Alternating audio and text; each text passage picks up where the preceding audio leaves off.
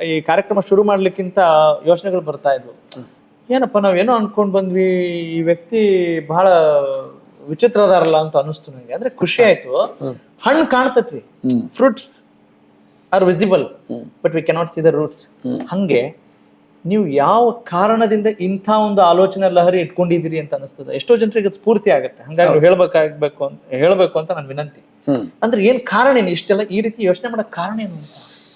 Jeans ಅನ್ನೋದು ಬಿಟ್ಟು ಹೊರತುಪಡಿಸಿ ನಿಮ್ ಬಾಲ್ಯದ ಜೀವನ ಇರಬಹುದು ಅಥವಾ ಯಾವ್ದೋ ಒಂದು ಇನ್ಸಿಡೆಂಟ್ ಇರಬಹುದು, ಅದೇನು ಆತು ಅಂತ.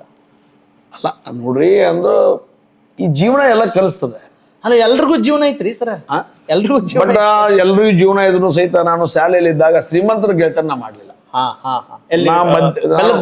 ಬೆಲ್ಲದ ಬಾಗೇವಾಡಿ ಊರಲ್ಲಿ ನಾನು ಶಾಲೆ ಕಲಿಬೇಕಾದ್ರೆ ಕನ್ನಡ ಗಂಡು ಮಕ್ಕಳ ಶಾಲೆ ವಿದ್ಯಾರ್ಥಿ ನಾನು ನಮ್ಮಣ್ಣ.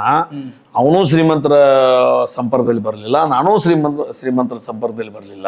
ಶ್ರೀಮಂತರಾದ್ರಿ ಬಟ್ ನೀವು ಮೊದಲಿಂದ ನಾವಿದ್ವಿ. ಕಿತ್ತೂರು ಚೆನ್ನಮ್ಮನ ಕಾಲದಿಂದಲೂ ಕತ್ತಿ ಮೇಲೆ ಬಂದದ್ದು ಬಂಗಾರ ನಮಗ್ ಸಿಕ್ಕದನಕ ಕತ್ತಿ ಅಂತ ಸರ್ ಮೊದಲು ಇದ್ವಿ. ಅವಾಗನು 810 ಎಕರೆ ಜಮೀನಿತ್ತು, ಈಗೂ 810 ಎಕರೆ ಜಮೀನೈತಿ.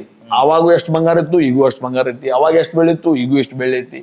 ಅವಾಗ ಎಷ್ಟು ಆಸ್ತಿಗಳದು, ಈಗೂ ಅಷ್ಟ ಆಸ್ತಿಗಳದಾವ. ಒಂದ್ ಸ್ವಲ್ಪ ಹೆಚ್ಚಾಗಿ ಬಂಗಾರದಂತ ಮನಸ್ಸಿತ್ತು, ಈಗೂ ಹಂಗ ಬಂಗಾರದಂತ ಮನಸ್ಸನ್ನ ಐತಿ. ಇನ್ನೊಬ್ರಿಗೆ ಕೆಟ್ಟ ಮಾಡುವಂತ ಮನಸ್ಸು ನಮ್ದು ಇಲ್ವೇ ಇಲ್ಲ. ಆದ್ರೆ ಮಧ್ಯಮ ವರ್ಗ ಕೆಳವರ್ಗದವ್ರ ಜೊತೆಗೆ ನಾವು ನಮ್ಮ ಸಂಗತಿ ಬೆಳೆಸ್ಕೊಂಡು ಬಂದಿವಿ. ಅವ್ರ ಮನೆಯಲ್ಲಿರ್ತಕ್ಕಂಥ ಸುಖದಕ್ಕೂ ಒಂದು ದಿವಸ ಊಟ ಮಾಡಕ್ಕೂ ತೊಂದರೆ ಇತ್ತು. ಅಂಥವ್ರ ಮನೆಗೆ ನಾನು ಊಟ ಮಾಡಿದ್ದೀನಿ, ಎಂಥವ್ರ ಮನೆಗೆ ನಾವು ಊಟ ಮಾಡಿದ್ದೀನಿ. ಅಥವಾ ನಾವು ಶಾಲೆಗೆ ಹೋದಾಗ ಹಂಚ್ಕೊಂಡು ತಿಂದಿವಿ.